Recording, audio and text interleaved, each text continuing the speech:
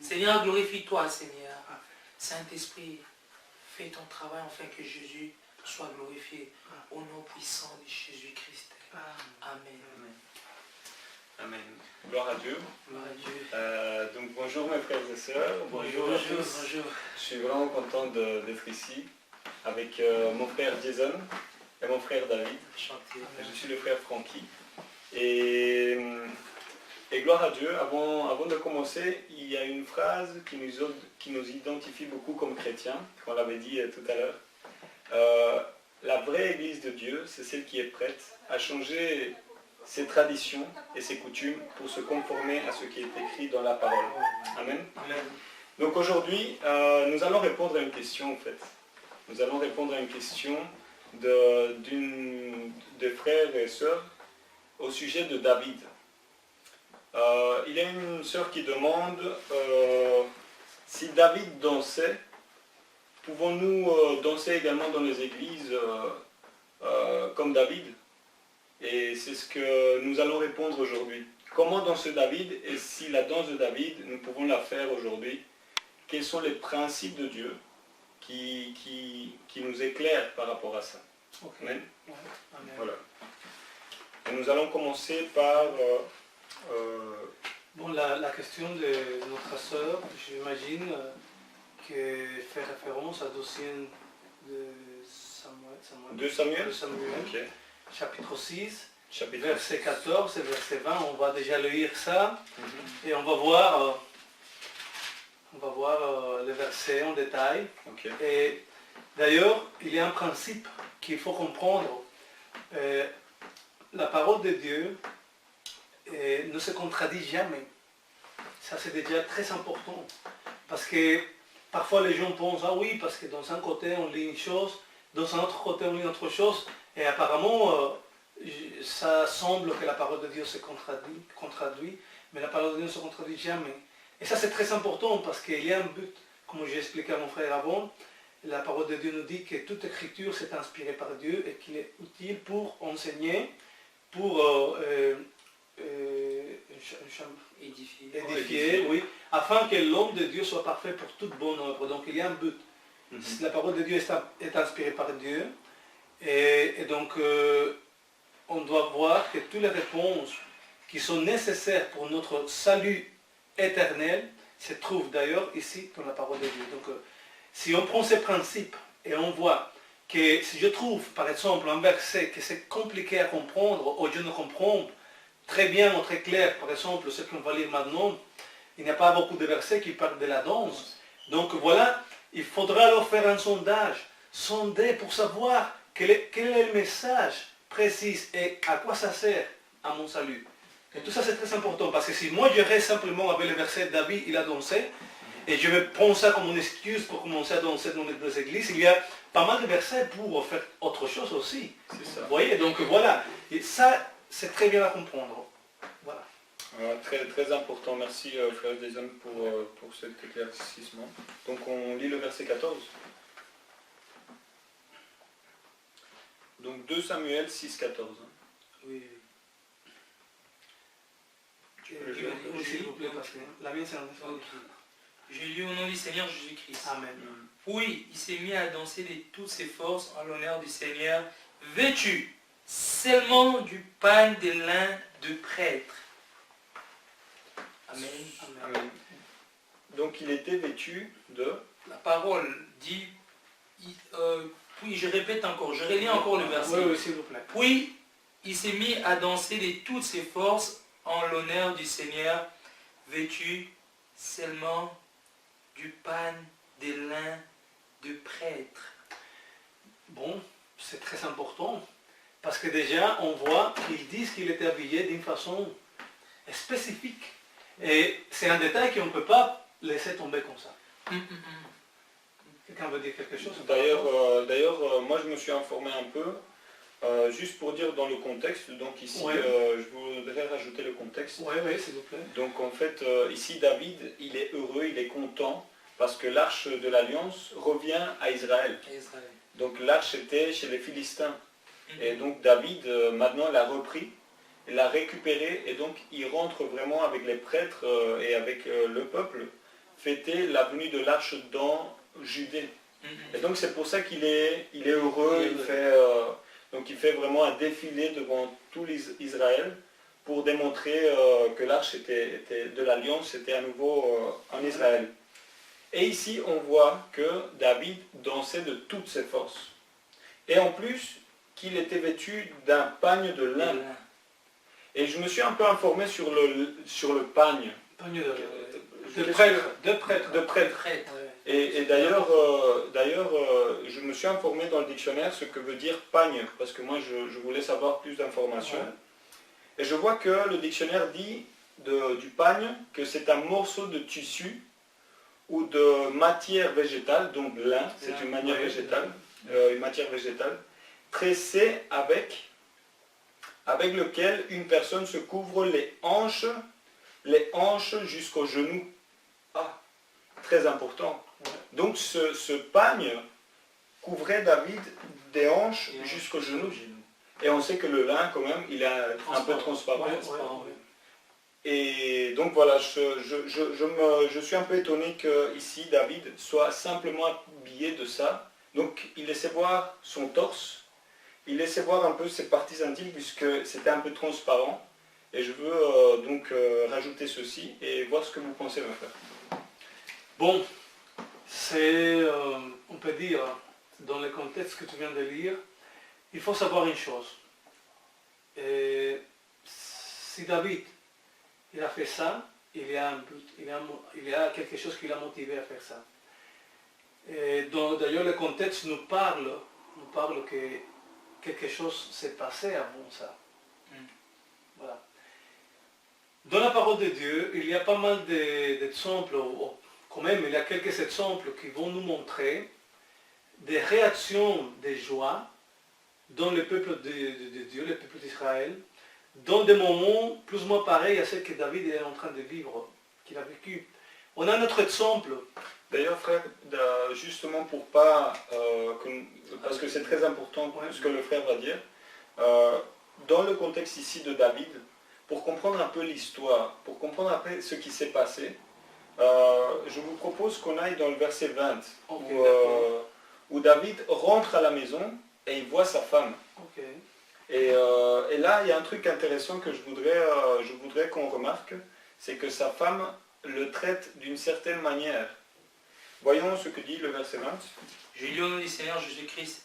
David rentra chez lui pour saluer les siens, mais Michal sortit au-devant de lui et lui dit: Qui a été glorieux aujourd'hui, le roi d'Israël, lorsqu'il s'est donné en spectacle devant les servantes de ses serviteurs à moitié nus, comme le ferait un homme de rien. David lui répondit: C'est en honneur du Seigneur que j'ai agi ainsi, lui qui m'a choisi de préférence à ton père et à toute sa famille, pour faire de moi les chefs d'Israël son peuple, et je manifesterai encore ma joie en son honneur. Point. Je remarque ici, frère, un truc quand même qui me choque, c'est que vous savez que la reine d'Israël à ce moment-là, c'était la Michal. Michal, c'était la femme de David. Et quand il voit David, qui lui vient bénir la maison, il lui dit: mais tu t'es montré en spectacle, tu étais à moitié nu, tu es un homme de rien. Et on pourrait dire qu'elle était jalouse, mais en réalité, elle a tout à fait raison de le reprendre, puisqu'il s'est vraiment donné en spectacle de manière nue. Or que Lévitique disait qu'on ne pouvait pas voir la nudité de son frère. Donc, est-ce que David a bien ou mal agi? Moi, je pense que déjà, premièrement, la femme de David, parce que certains diront qu'elle était jalouse, mais moi, je ne pense pas, parce que cette femme-là aussi, elle connaît la loi du Seigneur. Elle connaît la loi du Seigneur. Dans cette époque, la loi était dure. La loi était dure. On peut avoir la nudité. En plus, c'est un roi d'Israël. Et la question répétée, la question que vous avez posée, si David, ce qu'elle faisait, c'était bien. Ce que David faisait, ce n'était pas bien.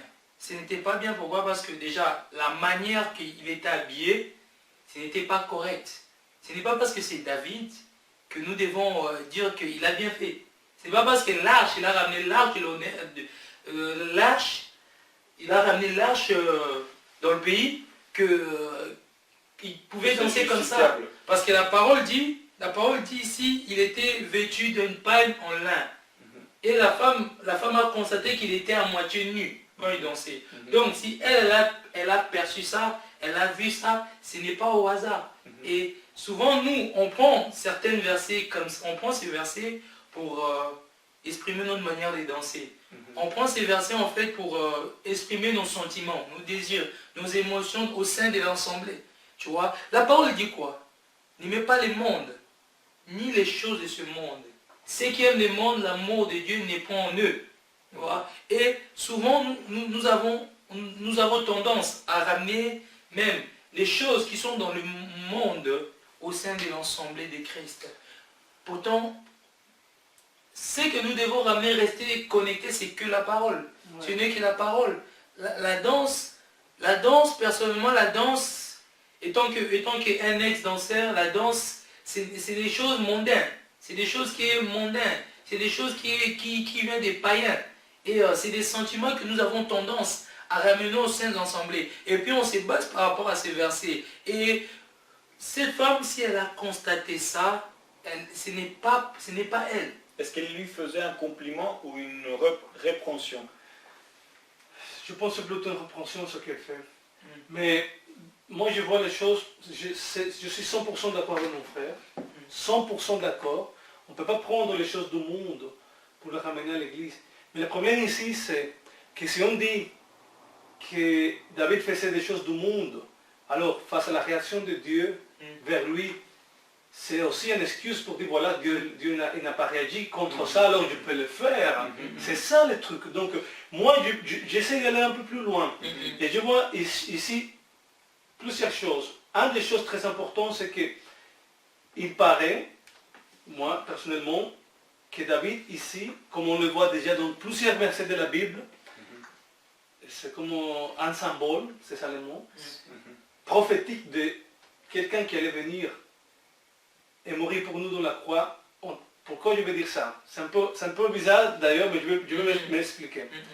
Qu'est-ce qui se passe ici? On voit qu'il y a la joie pour quelque chose, parce qu'il est allé être béni pour être le prince d'Israël. Il dit comme ça, quand il parle à la femme. Le verset 21.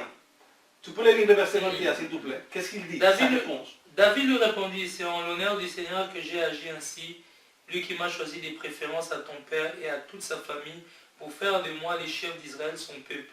Et je manifesterai encore ma joie en son honneur. Pour faire les princes de son peuple, pour être choisi les princes. Donc on voit qu'ici, ce n'était pas simplement la joie pour avoir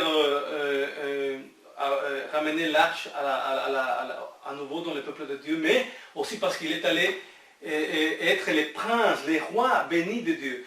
Dans le contexte qu'il était un demi, la moitié qu'il était, oui, on a une prophétie qui parle de Jésus sur la croix, qui nous parle dans un moment spécifique qu'il allait être choisi et élu pour être les princes, les rois, et que son trône allait rester pour toujours. Ça, on peut le voir dans l'alliance que Dieu fait avec David dans le chapitre 7, parce que pour moi, ça c'est la réponse de Dieu, vers ça que David fait. Mais c'est d'une façon prophétique, pas d'une façon littéraire, voilà tu danses, non, d'une façon prophétique, parce qu'il y aura la joie, mais avant la joie, il y a quelque chose qui allait se passer. Notre Seigneur, quand il est mort sur la croix, c'est pas comme on le voit aujourd'hui.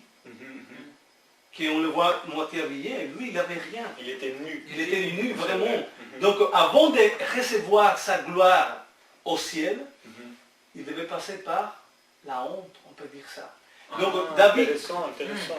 Ça c'est déjà la première chose, mes frères. Oui. Prophétiquement parlant, la deuxième chose qu'on peut parler ici, c'est la danse. Le mot la danse ici, d'ailleurs, il faut savoir comment était, combien de fois dans le peuple d'Israël on faisait ça, et pourquoi, de quelle manière et quel instrument de musique on utilisait pour ça. Et de quelle façon on le faisait. Ce sont des questions que c'est très bien de se poser, parce que si on s'imagine, par exemple, Ok, le peuple d'Israël, c'est ça que je voulais dire avant qu'on a mis. Oui. Le peuple d'Israël, dans un moment donné, il a dansé dans la libération de l'esclavitude d'Égypte. Quand la mer rouge ils ont dansé.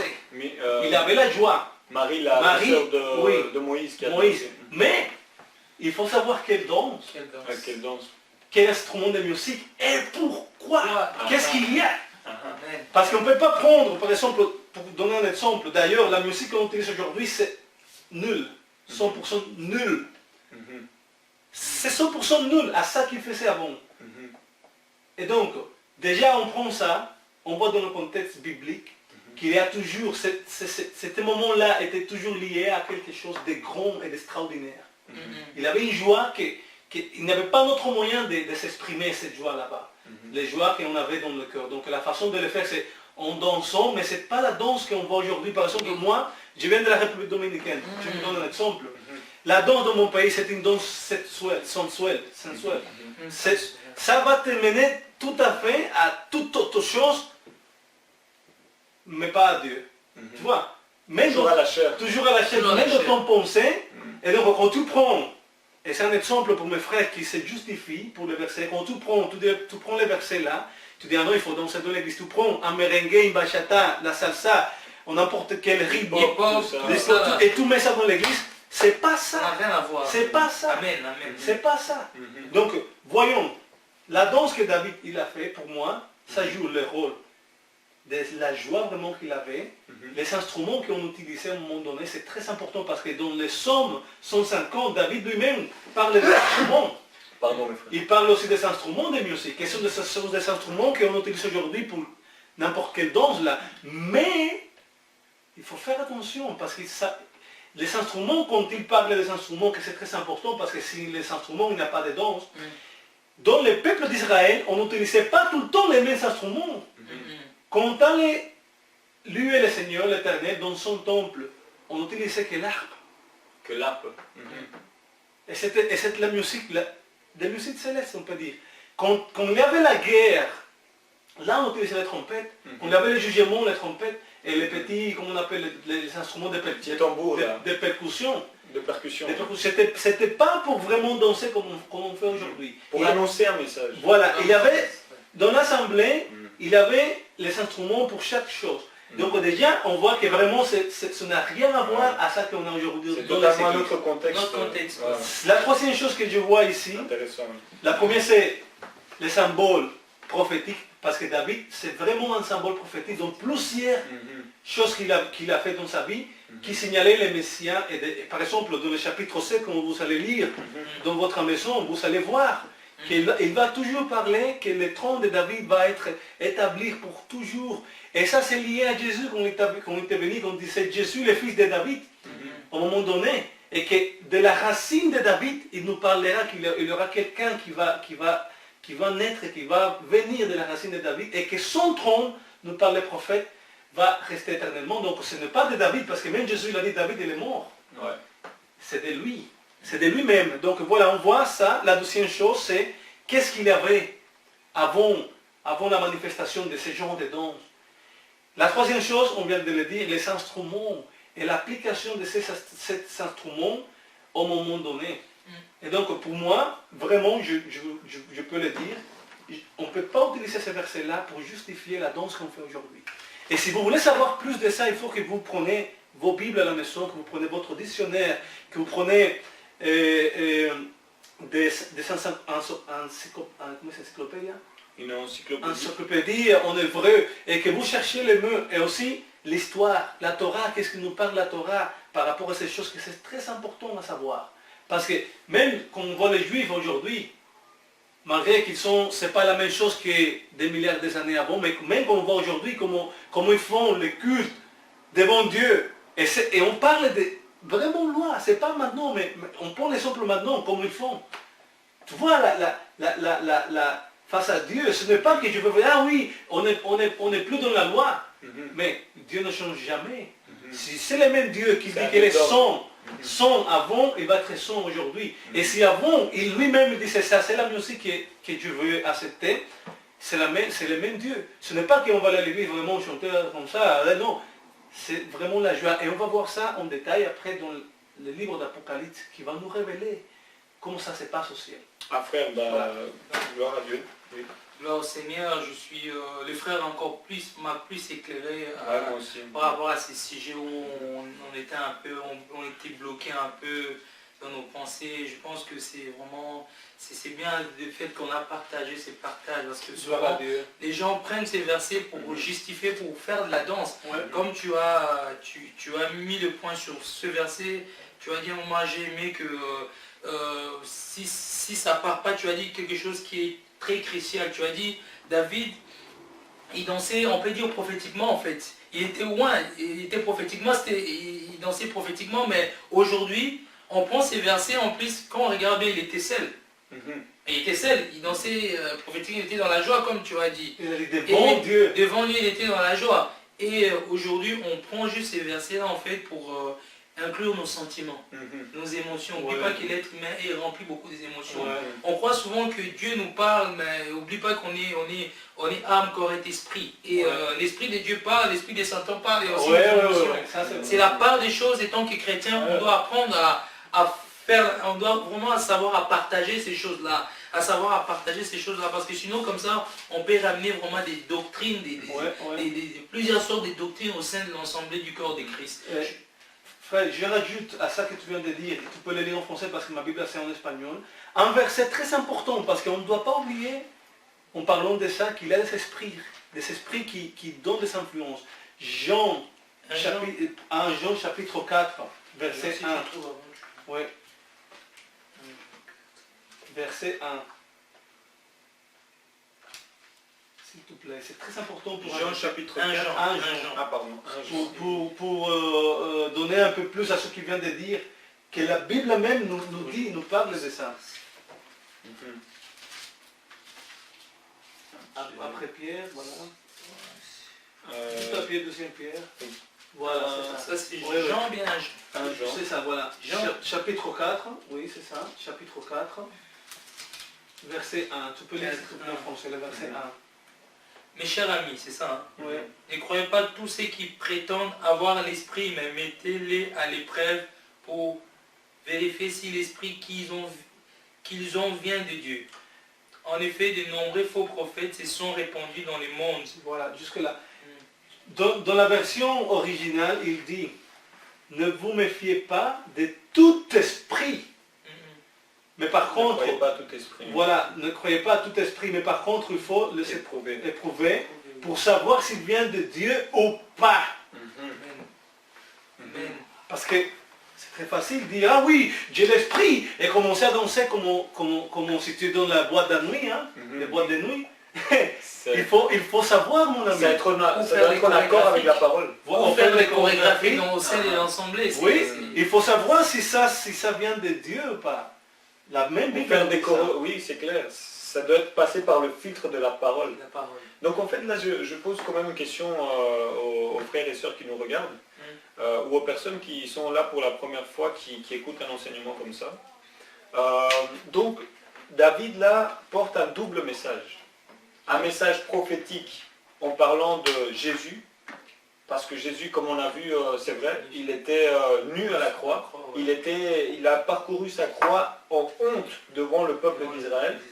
Mais en même temps, l'autre message, c'est que puisque en Jésus tout est accompli, on n'a pas besoin, nous, en tant que chrétiens, de refaire la même chose que David, puisque tout a été accompli à la croix. Et c'était désigné qu'à David de faire cette prophétie. Donc, je voulais, frères, vous ramener à un passage qui se trouve en 1 Timothée. On va lire ça. 1 Timothée, chapitre 3, verset 2.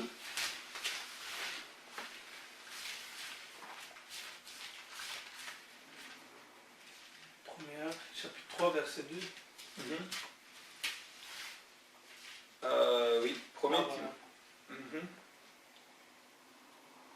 Tu me dis quand tu l'as, frère. Ouais, parce que c'est une Bible ici. Donc 1 Timothée 2. Bon, je vais aller vite. Je pense que chez vous aussi, vous prenez du temps pour voir le passage, donc c'est pas grave. 1er Timothée 3.2. Tu peux dire si... Oui, 1er Timothée 3.2. Donc je lis. Oui, s'il vous plaît. Oui, 1er Timothée, pardon. 3.2. Donc il parle ici des évêques, donc ceux qui enseignent la parole. Quelle est la manière de s'habiller, nous, en tant que prêtres, puisqu'on est des prêtres devant le Seigneur? Il est écrit ici, mais il faut que l'évêque soit irrépréhensible, mari d'une seule femme, vigilant, modéré, honorable, hospitalier, propre à enseigner. Et quand il parle de honorable, il parle ici de la manière dont il est habillé. Il doit honorer le Seigneur. On ne peut pas honorer le Seigneur en montrant, en étant un objet de convoitise pour les autres.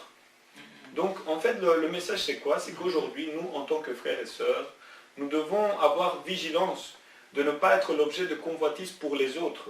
Et ça implique que nous-mêmes nous devons nous habiller correctement et cacher nos parties intimes.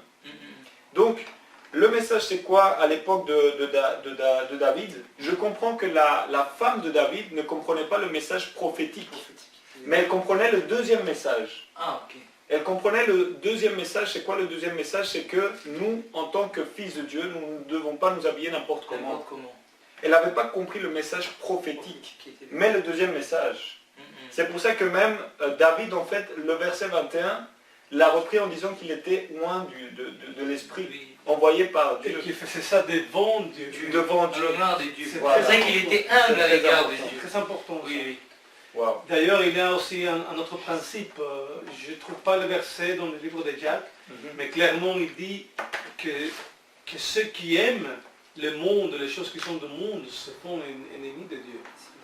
Donc, je cherchais le verset pour le lire, mais ça montre aussi clairement qu'il y a des choses qui se passent dans le monde, mes chers frères et sœurs, et qu'il faut savoir qu'à l'heure actuelle aujourd'hui, ce que Satan il fait, c'est...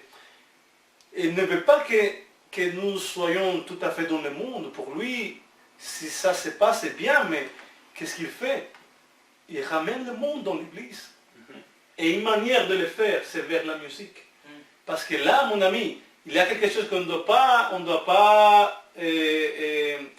comment on dit, on ne doit pas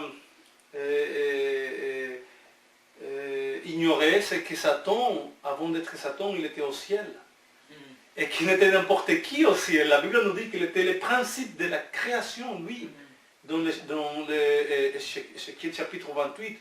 Et donc Satan, il connaît très bien, très bien, parfaitement, comment est-ce qu'on doit louer Dieu, et quelle est la musique qui, lui, il va accepter. Tu comprends? Et comme il sait très bien ça, donc il utilise sa sagesse pour maîtriser la situation de son côté. Et donc, créer une espèce d'ambiance dans l'église de Dieu, afin que justement, ce ne soit pas l'esprit de Dieu qui soit là, mais son esprit, c'est-à-dire lui-même et ses démons. Parce que si on voit, et j'aimerais bien lire, pour donner un petit exemple, ce qui se passe dans le livre de l'Apocalypse, le chapitre 19, qui va nous parler de la louange au ciel. 19. Oui.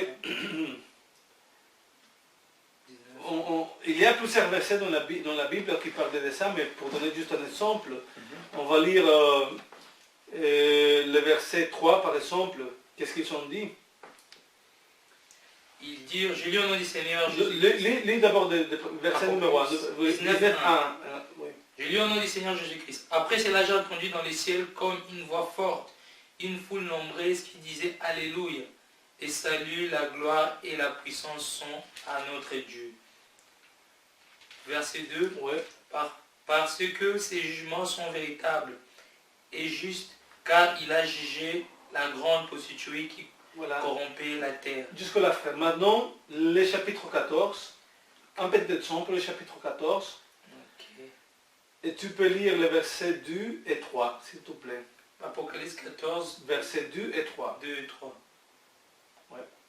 J'ai entendu du ciel une voix comme un bruit de grosse eau grosses eaux comme le bruit d'un grand tonnerre. Et la voix que j'entendis était comme celle des joueurs des harpes jouant de l'air harpe.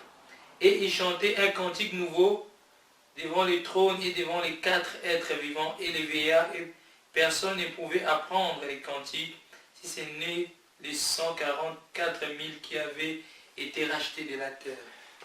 Ici, ça montre clairement Oui. l'esprit qu'il y a. Oui. Il y a la joie.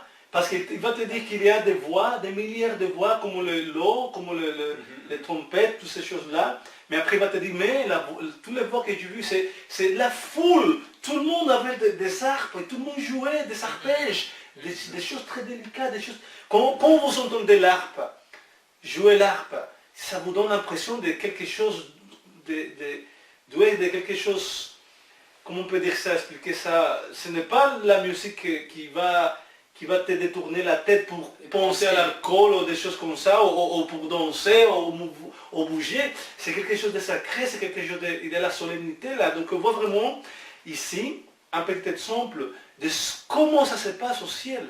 Et si on continue à lire, on va voir qu'il y a les anges de Dieu qui, en même temps, ils sont en train de chanter, et qu'après ils vont tous se prosterner devant Dieu, et qu'ils vont prendre leur couronne, et qu'ils vont le jeter au pied de Jésus. Ça, c'est comme ça que ça se passe au ciel.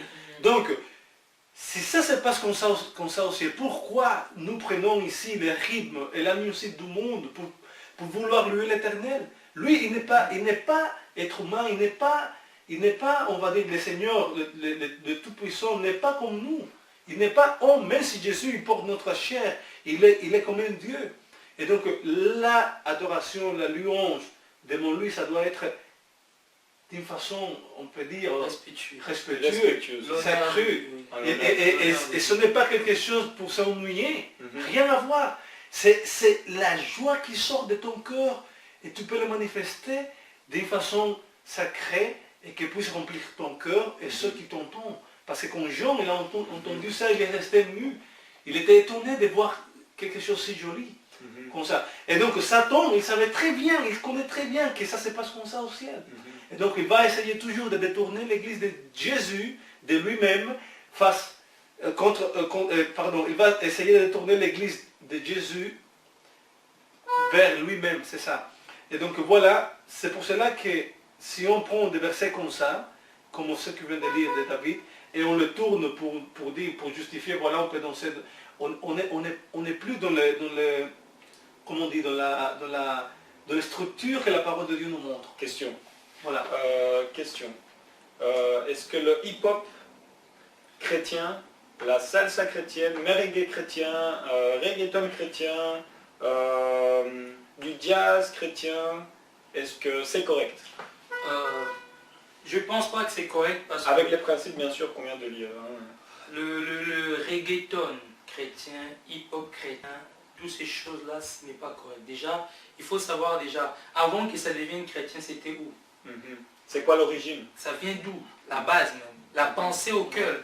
Qu'ils ont créé ça. C'est le monde ou bien c'est les chrétiens? C'est le monde ou les chrétiens. Pourtant, un Jean nous dit, 2, 14 ou 15, il nous dit, n'aimez pas les mondes. Voilà, Ni les choses de ce monde. Et ceux qui aiment le monde, les choses de Dieu n'est pas en eux. Donc tout, même que ce soit la convoitise, toutes ces choses-là, les hip-hop chrétiens, aujourd'hui, on met les reggaetons. Écoutez bien reggaeton. Est-ce que tu as déjà vu du gospel en boîte? Mais tu vois du reggaeton en boîte. C'est ça qui montre que il y a deux choses différentes. Donc si tu vois il faut faire la part des choses étant que chrétien. Gospel, tu ne verras pas en boîte, mais reggaeton, tu vois en boîte. Maintenant, nous, on prend ce qui est en boîte, on ramène ça au sein de l'assemblée et on met juste le nom de Jésus. Vous voyez pas, les paroles de Jésus, vous voyez pas que c'est copier-coller. C'est un amalgame. Oui, c'est copier-coller. C'est comme je dis tantôt, c'est des sentiments, c'est des émotions pour faire plaisir aux gens. Pour faire plaisir aux enfants. Souvent, c'est ensemble, on veut faire plaisir aux enfants, à des gens qui sont là. Il y en a qui font ça pour pas que les membres fuient, pour qui restent accrochés dans l'assemblée même. Et tout ça, c'est animé d'un esprit démoniaque. Parce que dans Romains 8, 14, il nous dit ceux qui sont conduits par l'Esprit de Dieu es fils de Dieu. Et l'Esprit lui-même rend témoignage Amen. que tu es fils de Dieu. Amen. C'est l'Esprit qui nous rend témoin que tu es fils de Dieu. Maintenant, toi qui es conduit par l'Esprit, mais là tu mets des reggaetons. Tu vois pas que tu es conduit. Tu dois te poser la question. Si tu as tendance à danser sur des hip-hop chrétiens dans une assemblée, si tu as tendance à danser des chansons reggaeton dans une assemblée, faire une choré, du raga, est-ce que, la question que j'aimerais bien te poser, est-ce que tu es conduit par l'Esprit de Dieu, comme Romain nous dit, ou bien l'esprit de la perdition, l'esprit du malin? C'est la question que tu dois savoir. Où souvent les émotions, on a des sentiments, ce qu'on appelle les sentiments, j'appelle ça les sentiments diaboliques. Parce que, étant que fils de Dieu, nous devons être conduits par l'Esprit de Dieu. Amen. Nous devons faire tout ce que Dieu nous dit de faire. Marcher en esprit, parce que Job il dit, en réalité, l'homme c'est l'esprit. Nous devons être toujours connectés en esprit. Savoir même, avant même de faire quelque chose, demander au Saint-Esprit, est-ce que c'est que je fais, parce qu'on n'est pas parfait, est-ce que c'est que je fais, c'est ma volonté, ou bien c'est la volonté du Père? Jésus-Christ a toujours dit que je viens, non faire ma volonté, mais c'est la volonté du Père. Si lui-même, les maîtres, il dit ça, et nous, on doit faire la volonté du Père. On doit faire la volonté du Père. Et nous devons arrêter ces choses-là. C'est ça que l'Église est en train de dévier totalement. Aujourd'hui, si les païens aujourd'hui ne se convertissent pas dans les églises, bien dans les églises ou quelconque endroit. Ils ne convertissent pas à Jésus concrètement. Oui, oui, ils ne convertissent pas parce qu'en fait, ils viennent seulement parce qu'ils disent, bon, au moins Dieu est à l'église, je sais que Dieu, mais au moins aussi les chansons païennes, les chansons, les danses païennes. Du coup, je vais aller dans l'église comme ça, hein, je suis là en assemblée, mais en même temps je profite dans le monde, mais je sais que j'ai encore le monde là-bas, les chansons que j'aime dans le monde, je retrouve à l'église, du coup, ils vont à l'église. Mais quand tu regardes les fruits que ces gens portent, rien. Et tout ça, ça mène les gens en enfer. L'enfer est réel.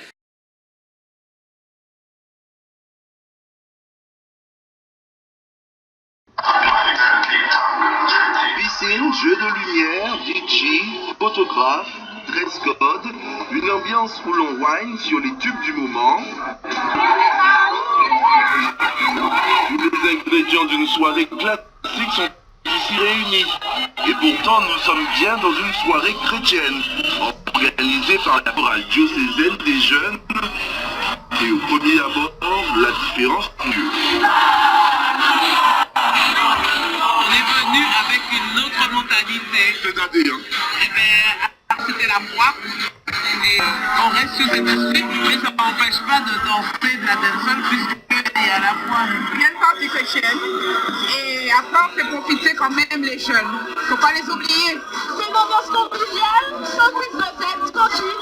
Voilà, tout simplement. On découvre une autre facette de l'église, vraiment un concept nouveau.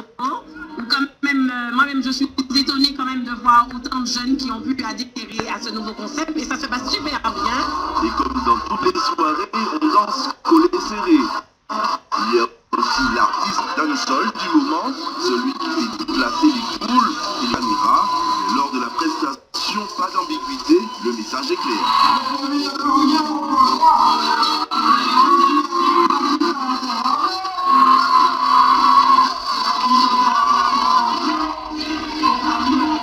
Non, je ne suis pas une star, mon frère. Je ne suis pas une star, je suis un prêtre. Je suis un prêtre qui s'éclate. Et je m'éclate avec la jeunesse.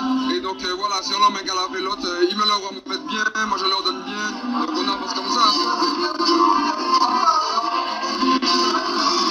Moi j'aime ce travail-là, entre guillemets, de chanter en tant que prêtre. C'est que ce sont vraiment des paroles de force que les jeunes récupèrent et qui chantent à tue-tête. Mais c'est pas le tout de ma mission. Ma mission, c'est de donner ma vie à Dieu, de célébrer le culte, etc. Tu vois. Light Event en est à sa deuxième édition. Elle a regroupé cette année plus de 200 jeunes de 18 à 40.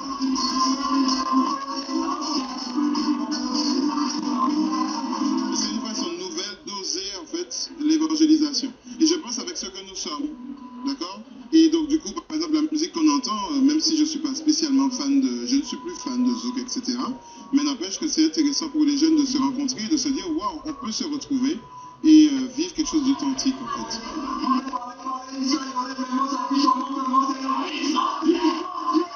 Une manifestation qui est appelée à durer dans le temps.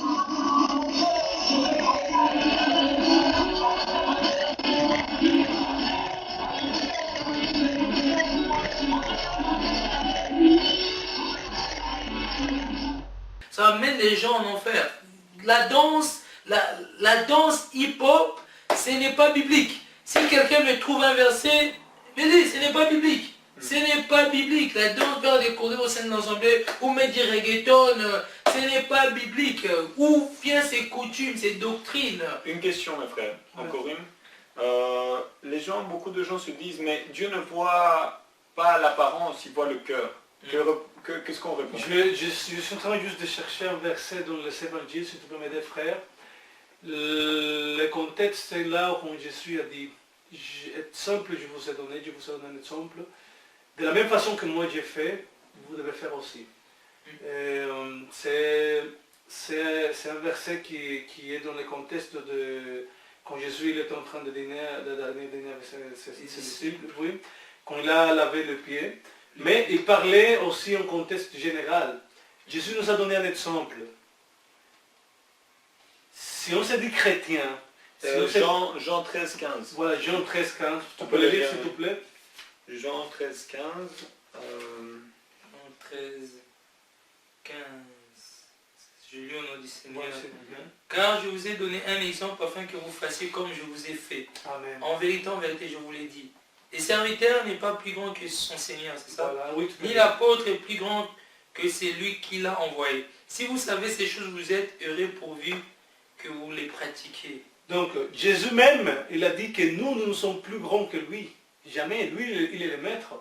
Donc si lui, il nous a donné un exemple, et on peut dire, ah oui, c'est un contexte là, mais autant que chrétien, on porte le nom de Dieu. Quand tu dis que tu es chrétien, c'est parce que tu suis le Christ.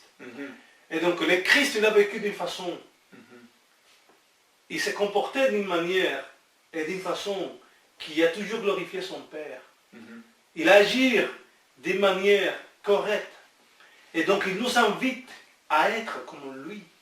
Parce qu'il nous a donné un exemple. Il a fait un schéma.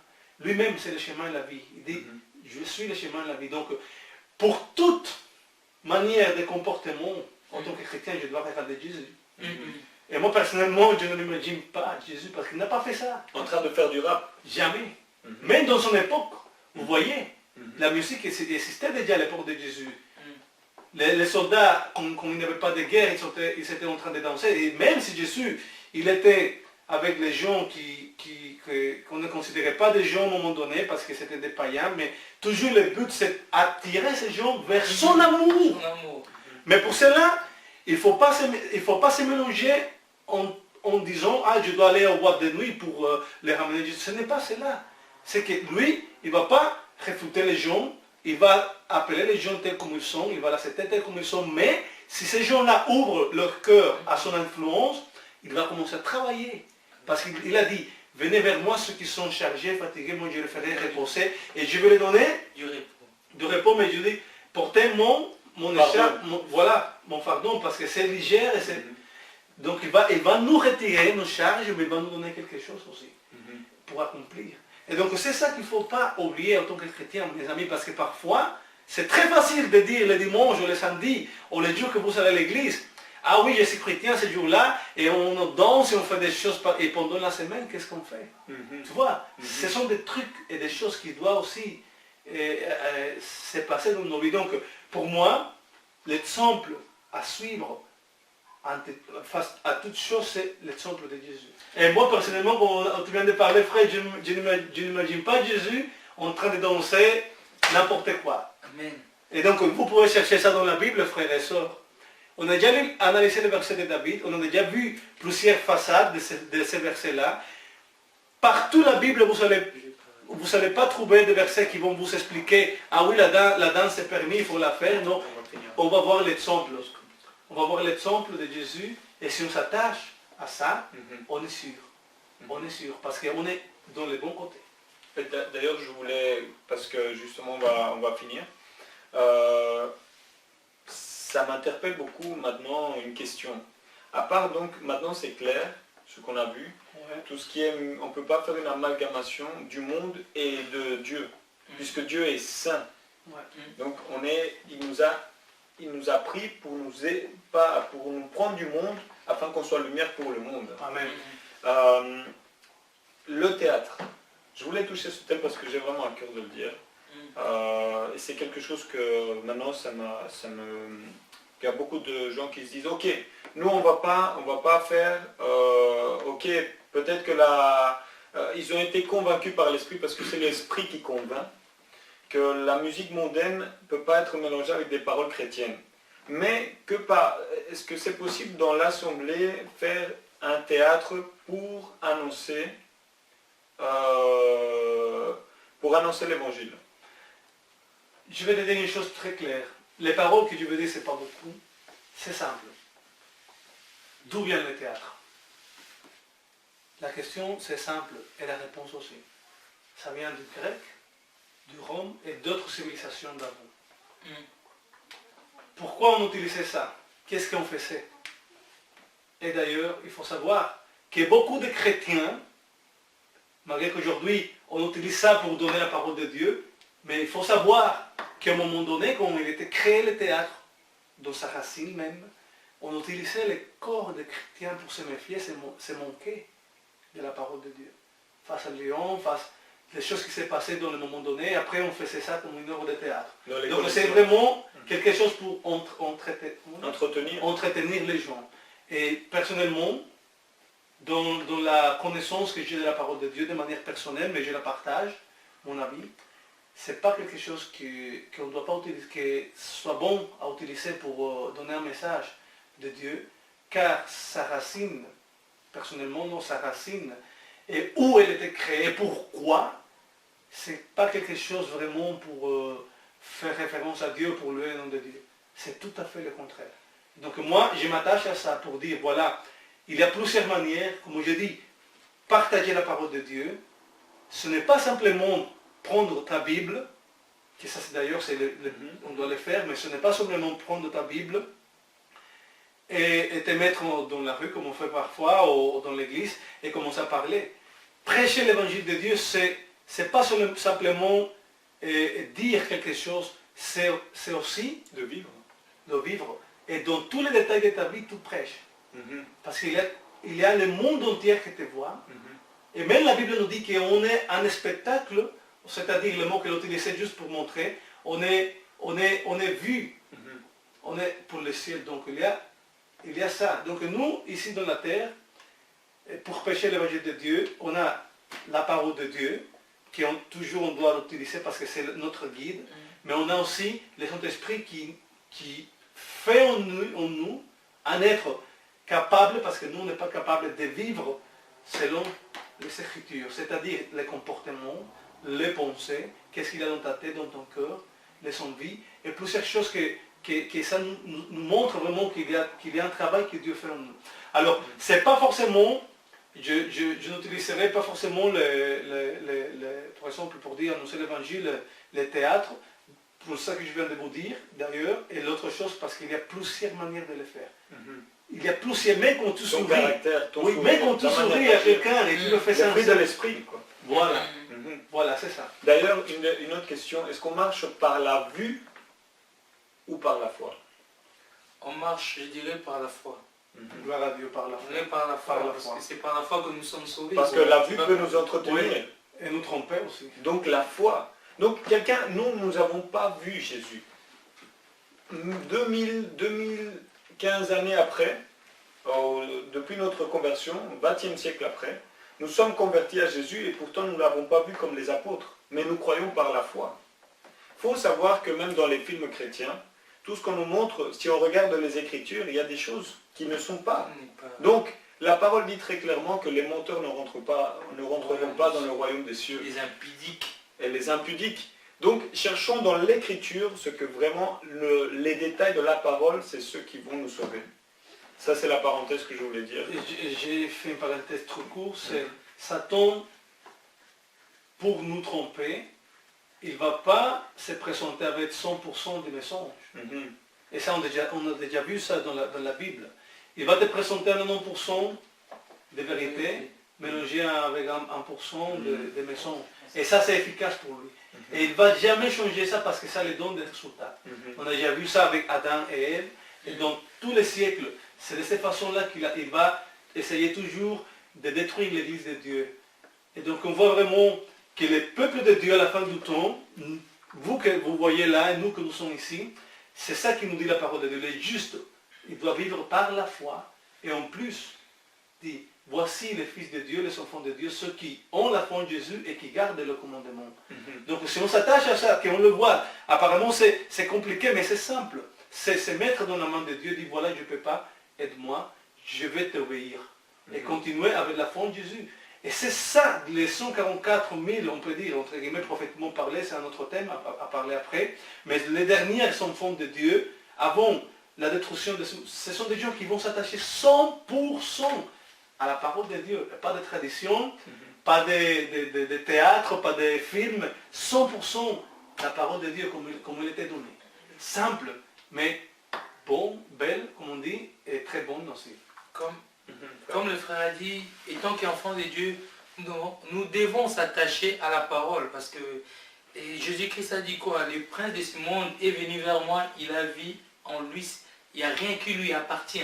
Donc le diable est venu vers Jésus pour chercher ce qui lui appartient à Jésus. Mais il n'y avait rien. Et nous, étant que chrétiens, il n'y a rien du diable qui doit être en nous. Il n'y a rien qui doit être en nous. C'est comme ça, souvent, c'est à cause de ça qu'il y a beaucoup de choses qui arrivent au sein de l'Assemblée. Parce qu'il y a encore des esprits du malin qui sont encore en nous. Il y a encore des déchets qui sont là. Nous devons se dépouiller de ça, afin que nous comprenions certaines choses. Parce que quand il y a encore des mélanges, du coup on croit que c'est l'Esprit de Dieu, c'est là qu'il y a beaucoup de mélanges. Et on croit qu'on est convaincu. Pourtant, on a parlé un peu plusieurs thèmes. Là maintenant, tantôt on a parlé du théâtre, mais je vois nulle part où les pôles pour évangéliser Faisaient du théâtre. Parce que nous devons être bibliques. Mais à l'époque, il existait du théâtre. Il existait. Mais ils ne faisaient pas ça pourquoi? Ils ne faisaient pas ça pourquoi? La parole même sauve. On n'a pas besoin de faire de la danse en pleine rue. On n'a pas besoin de faire toutes les choses pour attirer des gens. La parole même est forte, est vivante, est puissante. Et c'est la parole qui tranche. Arrêtons ces choses-là. Arrêtons. On est dans les temps où Jésus revient. On est dans les temps où Jésus revient, peuple de Dieu. Réveillez-vous, vous qui êtes en train de dormir. Réveillez-vous entre les morts. Et Christ va vous éclairer dans beaucoup de choses. Arrêtez vos sentiments, vos doctrines qui viennent d'Amérique. Toutes ces choses romaines, Amérique, on mélange en assemblée, on croit que c'est on rend culte à Dieu. Non, on ne rend pas culte à Dieu. Arrêtons ces choses-là. Revenons comme les apôtres, comme Jésus-Christ. Jésus-Christ avec ses disciples, ils ne faisaient pas des scènes. Pourtant, eux, c'est vraiment des gens qui ont évangélisé dans la rue. Ils ont évangélisé, et quand ils s'est retrouvés, ils n'ont jamais, la Bible ne nous parle jamais du théâtre. Je ne vois pas aucun verset nous parle du théâtre. Arrêtons ces choses-là, revenons vraiment à la Bible. Moi, j'appelle tout enfant de Dieu de revenir à la Bible. Arrêtons ces sentiments-là, de créer, oh non, c'est une prophétie, c'est prophétique, ça, c'est dans, c'est prophétique, arrêtons, c'est ça. C'est la parole. D'ailleurs, toute chose a été créée par la parole. Donc la parole même, quand tu parles de Jésus par la bouche, elle est suffisante pour convaincre le cœur. Amen. D'ailleurs, pour finir, frère, avec ce verset, on finit. Dieu, est-ce qu'il regarde que au cœur? Je voulais partager ça parce que Dieu regarde non seulement le cœur, mais également les fruits de la personne. Voyons dans Matthieu, chapitre 7, verset 19. Matthieu, chapitre 7, verset 19.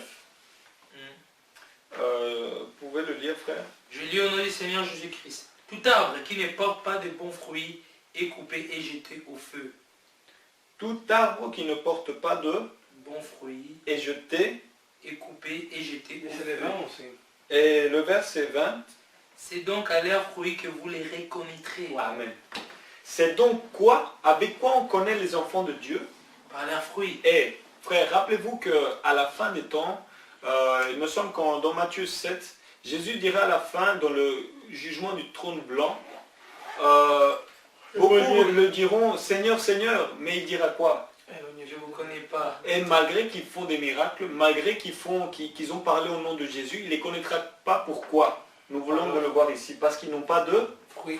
Des bons fruits. Frère, donc, il ne suffit pas d'avoir la sincérité, il faut avoir la parole. C'est la parole qui tranche.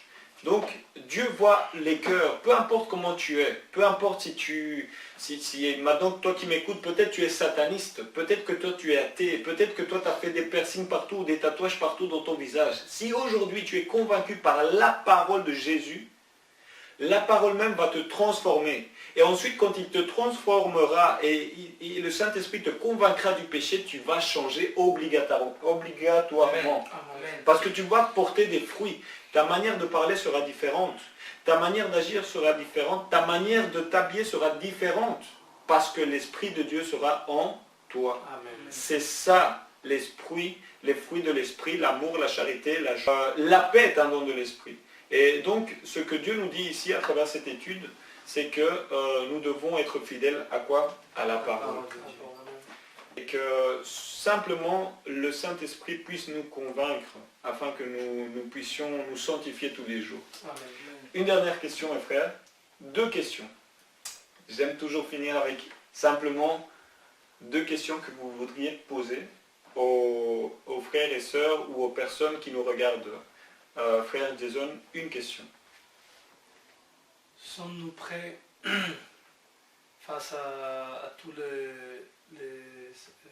les événements qui nous entourent et qui se passent autour de nous pour donner un bon témoignage de Jésus au monde? Frère David. Quelle est ta vie spirituelle? Et si Jésus revient, où tu vas te retrouver? Au royaume ou au paradis? Au royaume ou en enfer? Voilà.